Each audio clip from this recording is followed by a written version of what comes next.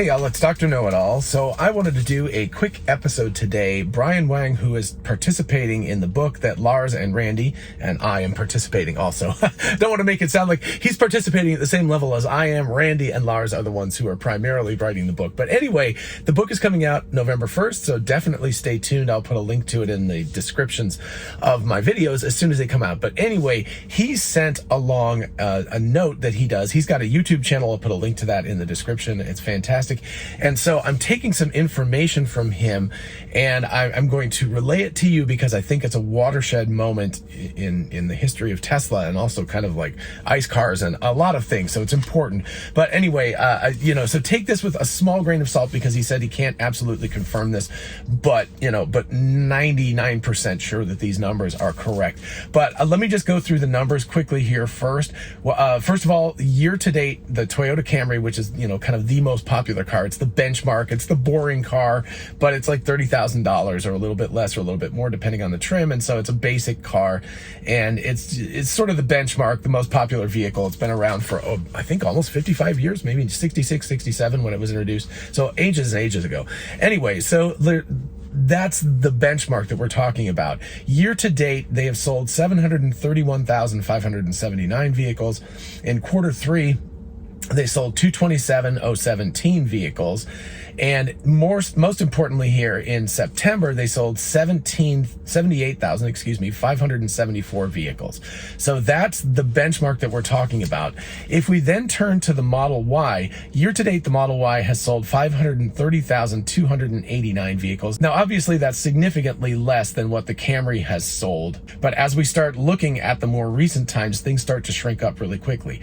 For quarter three, they've sold 224,208 vehicles. And if you look at the Camry, that's only about 3,000 vehicles more that the Camry sold in quarter three. And then when we get to September, they sold 84,800 Model Ys compared to the Camry's 78,574. That's where the watershed moment has come. So the Model Y, that's approximately in the range of double the cost of the Toyota Camry, has sold more than the Toyota Camry. And again, the Camry is sort of the benchmark of the boring but popular vehicle.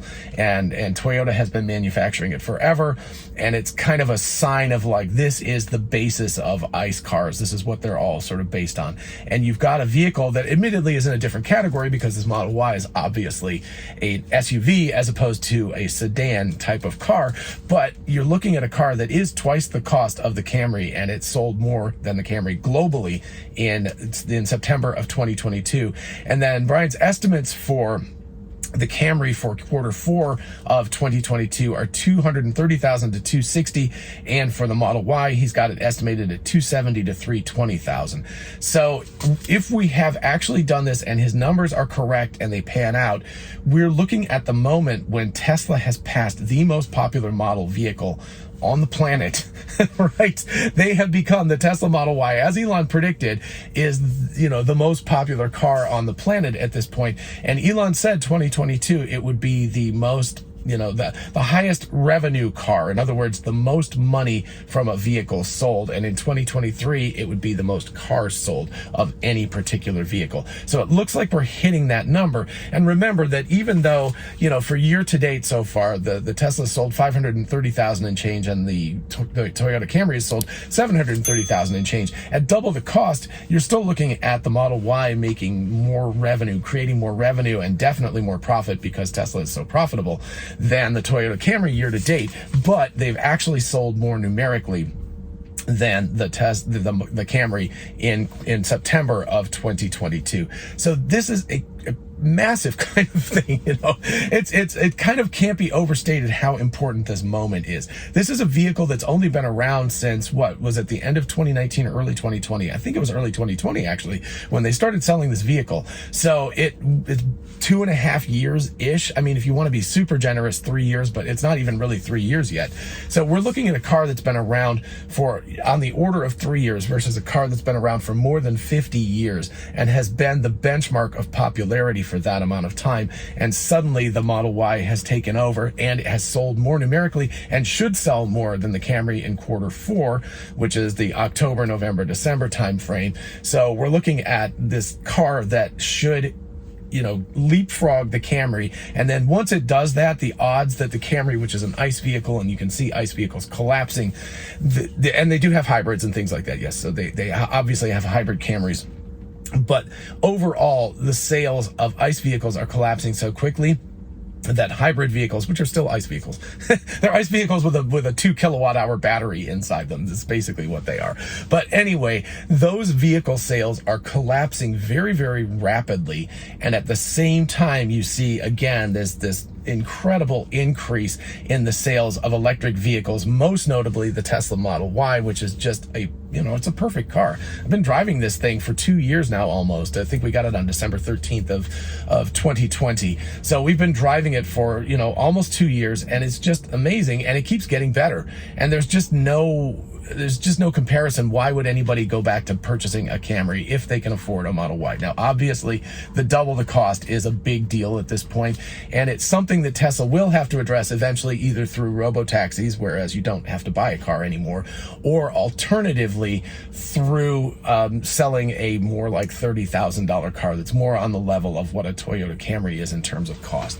So one of those two options is going to happen within the next few years, and that's going to open up the market a lot. In the meantime, of course, there are plenty of Chinese companies that are going to be invading Europe and the United States relatively soon that will be happy, and VinFast, which is a Vietnamese company, will be selling vehicles that will undercut Tesla on price. So people who are very, very price sensitive will be able to purchase a very good car, an electric car, for a price that they can hopefully afford. And I know economic times are difficult all around right now, but anyway, it's the kind of thing where we'll see people who will price segment themselves out, which is always what's happened. But I just don't see the days of the Toyota Camry, their dominance, ever coming back again. So it's unlikely that they will sell more in October. It's very, very unlikely that they will sell more than Tesla Model Y in Q4 of 2022. And by the time we get to 2023, as Elon said, the Model Y should be the most popular car by numbers in 2023 completely. And that they'll leave everybody else in the dust. That's it. So this is what happens when you ignore what everybody says and you should have 50 models out and all of that kind of stuff. When you just make one category killer per segment, that is something that people will flock to. If you just make the perfect car, people will flock to it. It doesn't matter. You don't have to have 50 perfect cars. You just have to have one in each category. And of course, I assume we will see that happen with the Cybertruck, given the amount of pre-orders. As soon as the Cybertruck comes out and is being manufactured in relatively large numbers, we'll see the truck market start to decline fairly rapidly compared to what the Cybertruck is doing.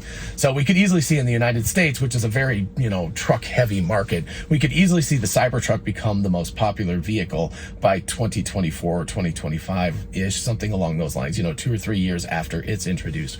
We could definitely see that happen as well. So it's a watershed moment. It's really amazing. The one other thing I wanted to touch on really quickly is that this just so happens to be my 3rd year anniversary. It's the 19th of October, which is when I started the Dr. Know-It-All YouTube channel.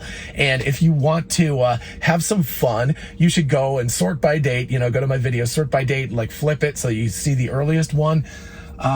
Was it HDMI cables? I think it was what is an HDMI cable. Anyway, the idea at the time was that my wife would write up a question that somebody had asked. I would open it up and have to answer it live and then check to see if I was right or wrong. So anyway, it was back in the early days. You can go check it out if you're interested and kind of laugh at it.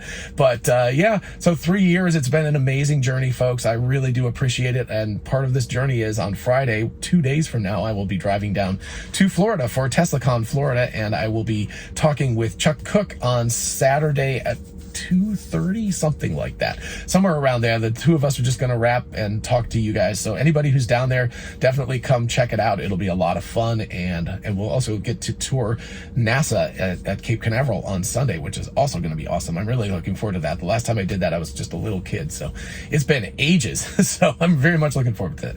Anyway, watershed moment for Tesla. Huge kudos to them for sticking to the course and making this happen. And of course, we've got things like full self-driving and Optimus and all sorts of other stuff going on too. But just in terms of car sales, this is a huge watershed moment. So amazing job, folks. Everybody have a lovely day, and I will talk to you all later.